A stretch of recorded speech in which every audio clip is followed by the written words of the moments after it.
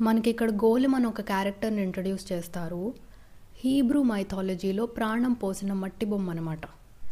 Book అంతట్లో తినదొక parallel story నడుస్తుంది. మన మెయిన్ క్యారెక్టర్స్‌తో ఎక్కడ డైరెక్ట్‌గా ఇంటరాక్ట్ అవ్వడు కానీ తిను చేసే పనుల వల్ల స్టోరీ కంటిన్యూస్‌గా మోడిఫై అవుతూ ఉంటుంది. ఇంట్రెస్టింగ్ థింగ్ ఏంటంటే తిను పరాగ్ సిటీలోనే తిరుగుతూ ఉంటాడు కానీ ఎవ్వరూ ఇలా మట్టి బొమ్మలేసి నడుస్తుందేంటా అని అనుకోరు. ఎందుకంటే పరాగ్ సిటీకి ఒక ఇంట్రెస్టింగ్ కల్చర్ ఉంది. ఈ సిటీ హై సర్వేలెన్స్లో ఉంటుంది. ఎక్కడ పడితే అక్కడ కెమెరాస్ ఉంటాయి అండ్ అవి మానిటర్ అవుతూ ఉంటాయి. సో ప్రైవసీ కోసం జనాలు రకరకాల మేకప్లు వింత వింత డ్రెస్సులు వేసుకొని డైలీ పనులకి కూడా తిరుగుతూ ఉంటారు. సో అలానే మట్టి మేకప్ వేసుకొని తిరుగుతున్నాడు అనుకొని ఎవరు పెద్దగా పట్టించుకోరు. ఈ గోలెంకున్న మోటివ్ ఏంటి అన్నది మనకి బుక్ ఎండింగ్లో తెలుస్తుంది.